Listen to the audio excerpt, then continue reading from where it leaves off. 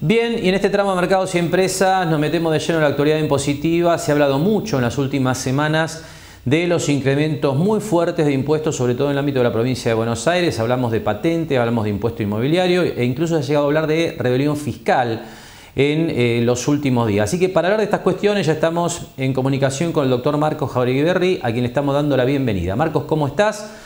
Bueno, contanos en principio, ¿qué posibilidades habría, por ejemplo, de hacer una presentación legal, una presentación ante la justicia, de alguna manera, planteando que el incremento de impuestos en el ámbito bonaerense es desmedido? ¿Qué opinión tenés sobre esto?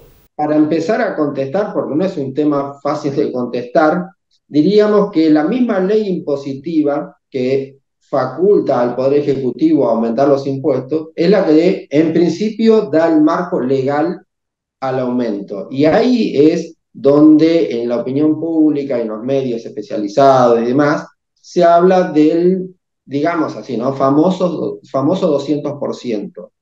Ujú. ¿Por qué? Porque la ley impositiva lo que le permite al Poder Ejecutivo de la provincia de Buenos Aires es aumentar el impuesto en un máximo del 200%. Esto que parece muy fácil, en la práctica no lo es. Porque claro, la discusión es que ese 200% podría ser superado si el Poder Ejecutivo quita beneficios adicionales al momento del pago, como descuentos por buen cumplimiento, justificación de partidas, etcétera, que hacen que el impuesto en definitiva sea superior el aumento a ese 200%.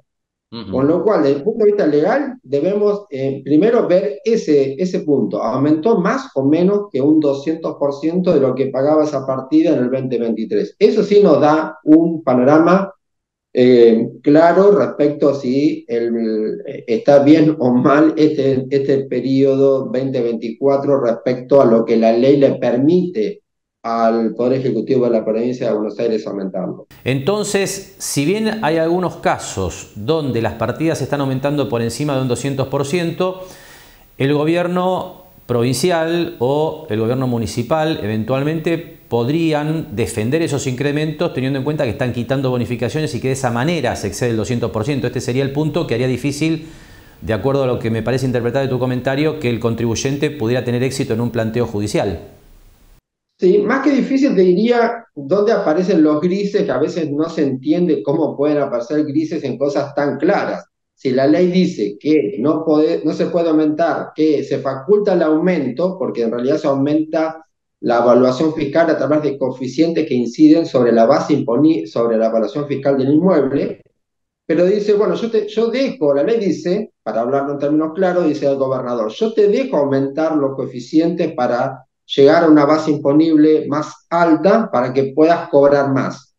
Ahora, no podés pasar de un 200% de aumento respecto a lo que pagaba esa partida en el 2023.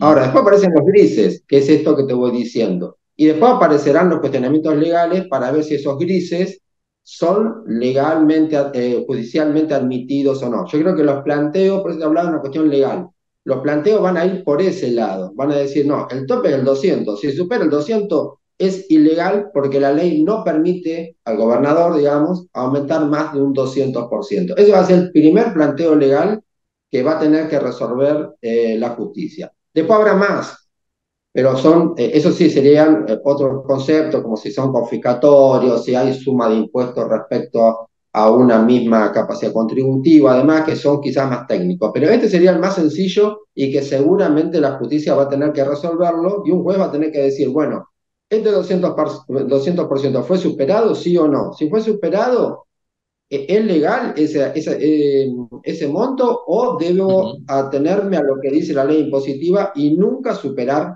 el 200% de lo que pagaba en el 2023? Está claro. Marcos, por último, ¿qué estás recibiendo en el estudio? Digamos, ¿hay interés de algún contribuyente de presentar una demanda por este tema? ¿Qué es lo que estás viendo? Sí, hay interés, digamos, hay gente inquieta en el sentido del aumento, porque obviamente que en términos nominales el aumento es considerable. Lo que debemos analizar en primer lugar es lo que estábamos hablando, si supera o no ese 200%. Y después muchas consultas de lo que serían entidades intermedias.